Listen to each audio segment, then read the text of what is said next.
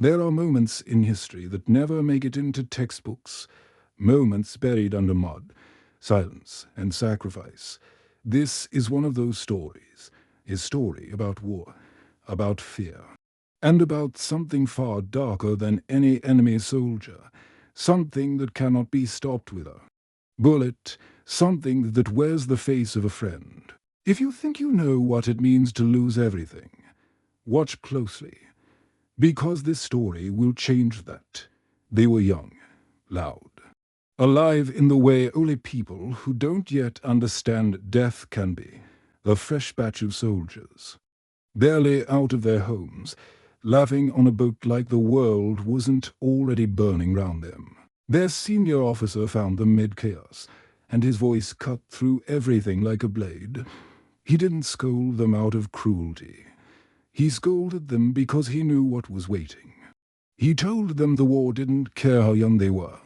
He told them to take their photos, one by one, because some photos become the last ones. The laughter faded, the camera clicked, and something changed in their eyes. Among these young soldiers was a boy named Gabriel. He had his mother's warmth and his father's ghost. His father had been a soldier too, and had died in that uniform, not as a hero, but as a man who made a terrible choice. Gabriel grew up carrying that weight without knowing how heavy it truly was. When the officer came knocking on their door, his mother stood at the entrance like a wall, arms wide, heartbreaking. She had already given the war one person she loved. She was not willing to give it another. Gabriel, for his part, tried to slip out the back door like smoke through a crack. But Mac was there. Mac, the kind of man who seemed to exist just to stop other people from making the wrong choice. He had known Gabriel since childhood. He had watched him dodge problems the way water dodges stone. And standing there, in that quiet doorway, Mac didn't raise his voice. He just asked a simple question. When has running ever solved anything for you? Gabriel fired back with everything.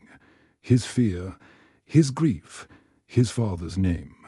But Mac looked at him steadily and said something that cut deeper than any wound. Your father didn't die fighting. He died betraying. Don't add your own betrayal to his. Gabriel stood there in silence for a long time after Mac left. Then he walked toward the war.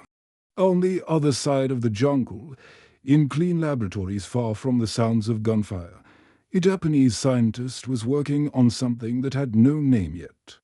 He had studied viruses, behavior, the thin line between human and animal. He had found something extraordinary and terrifying. A parasite, small enough to swallow, powerful enough to erase the man inside the soldier. In his test footage, a healthy man consumed one, and within moments, was something else entirely. The Japanese general watched the footage with cold, calculating eyes. His officers shifted uncomfortably in their seats, but the general smiled. In war, the most dangerous weapon is the one the enemy doesn't believe exists. The virus was released like a whisper, quietly, deliberately, hidden inside a box left near the shore where Gabriel's team would find it. The young soldiers, already disoriented by the chaos of real combat for the first time, stumbled into the jungle with nowhere to go. They heard sounds they couldn't explain. They saw things the human mind refuses to process. A soldier's severed head hung from a tree branch, swaying in the wind. The bones of their comrades stripped and strung on ropes, and when the ropes moved, the sound they made was a signal, a dinner bell for the undead. Gabriel's unit didn't crumble slowly. They shattered instantly, and then, one by one, they began to change. Gabriel was running. The ground beneath him gave way, thick, black mud pulling at him like hands. He screamed, he sank. Darkness swallowed him. A hand reached down and pulled him out. He gasped, looked up. He screamed again. The hand that saved him was not human. Not anymore. That was the moment Gabriel understood. There was no front line anymore. The enemy was everywhere. It was in the jungle, in the mud, in the faces of people who stood beside him just hours before. Mac, searching through the wreckage of broken battalions, discovered a well. Inside, one of his own men, he descended on a rope. Calling out softly, the soldier turned round, and Mac's breath stopped. The man had no eyes, no ears. His mouth was split wide open. He lunged. Mac fought with a burning stick, raw instinct. A soldier's refusal to die quietly. He escaped. He reported what he had seen to his officer. The room went silent. Everyone suspected the truth, but no one wanted to say it out loud. Gabriel was a zombie now. He knew it. He felt the hunger, the heaviness behind his eyes, the terrible things his hands had done. A small girl, innocent, gone. This moment haunted him.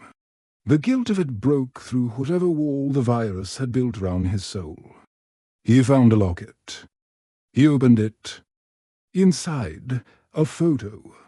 Him and his mother standing in sunlight, smiling. Something cracked open in his chest. He sat in the dirt, a monster holding a memory, and wept. Even the virus couldn't kill that. Even this couldn't take that away. The Japanese chief arranged a meeting, a show of diplomacy built on deception. The scientist sat across from Mac, asking a riddle. Which soldier is more patriotic, the one who dies for his country, or lives for it? Mac answered honestly. The scientist nodded slowly, then revealed the truth.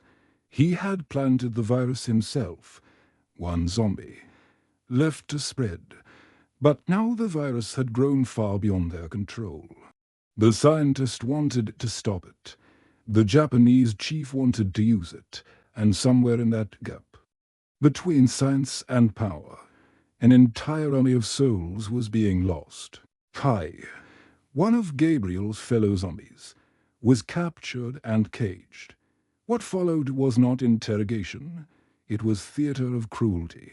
They brought his father. They used him as a weapon against his son.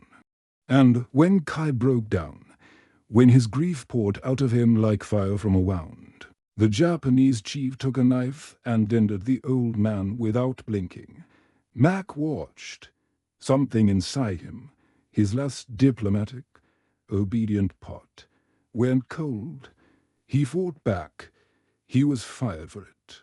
Cast out, losing his rank felt less like punishment, more like a door swinging open. The zombies were not mindless. This was the part the Japanese chief never understood, the part the scientist tried to warn him about. In a cave, far from the battlefield, Gabriel and his brothers sat together and talked. What would you have done if there was no war? One said he'd have worked in his father's shop, the smell of spices and wood in the air. Another wanted to be a lawyer. Another just wanted to give his mother money and watch her smile. They were soldiers who had become monsters who had remained, somehow, deeply and completely human. The virus took their bodies. It never took their hearts. A zombie who had lost his wife and daughter stood apart from the others. He looked at a photo until the grief became unbearable, until his body couldn't hold it anymore. He began to burn from the inside.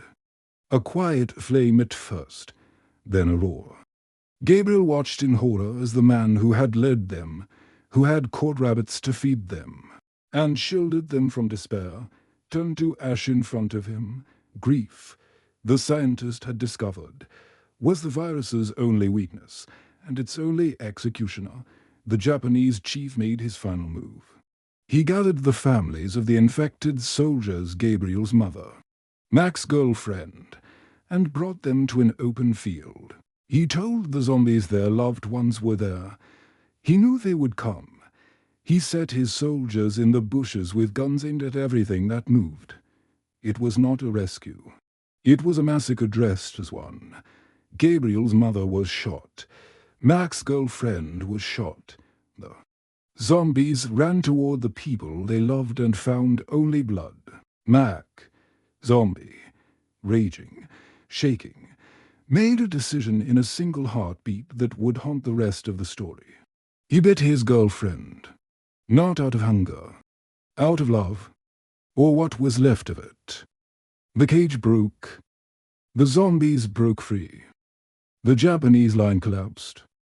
The chief's own son was bitten, and the chief, without hesitation, without flinching, cut him down himself. That one axe said everything about the man. He threw a grenade and disappeared into the smoke. Back in the cave, Mac was becoming something else, not just a zombie, but a general rune. He wanted to spread the virus, turn the entire village, march on Japan as an unstoppable tide of the undead. Most of the others hesitated. One spoke up. Mac killed him, and then, in the same breath, he killed his girlfriend, because Gabriel had once said it was better to die than live like this. Mac had been listening. Mac had always been listening, just not always to the right voice. Gabriel woke the next morning beneath layers of ash and memory. He saw his life in fragments, the beach, his mother's kitchen, Mac's hand on his shoulder, the battlefield, the locket, the cave, everything he had run from, everything he had lost. He felt the burning start again, the emotion igniting his bones, but this time, just before the fire consumed him. He heard Mac's voice in the deepest part of his mind. Stop running. Face it. He breathed. The fire died. He stood up, and he picked up a weapon. When the Japanese chief returned with flamethrowers and a plan to end it all, Mac was ready. The zombies fought with the ferocity of people who had already lost everything and had nothing left to protect except each other. They buried the soldiers, they turned them. Only the chief remained. And when he stumbled into the mud and thought he was safe, he looked up to find Mac and the others standing silently above him. They bit him, and the Japanese chief, who had used grief as a weapon, became the very thing he had tried to weaponize. Gabriel stood at the mouth of the cave, flamethrower in hand, as Mac and the others walked toward him. Mac stopped. He looked at Gabriel, truly looked at him, and something ancient and human passed between them. Mac straightened. He raised his hand. He saluted. The boy he had raised, the soldier he had fought beside. Gabriel, tears running down his face, aimed the flamethrower into the cave. And he didn't look away. He burned them all. He burned Mac. He burned his brothers. He burned the hunger and the horror and the war. And then, because he could not survive what he had just done because the grief was too great, Gabriel burned too. The cave went quiet. The war went silent. And somewhere on a beach that existed only in memory, a group of young soldiers laughed in the sun, not yet knowing what was coming. But in a quiet laboratory far away, a scientist leaned over a cage. Inside, a rat, charred, motionless, impossibly still. He watched. He waited. And then, in the ash, something moved.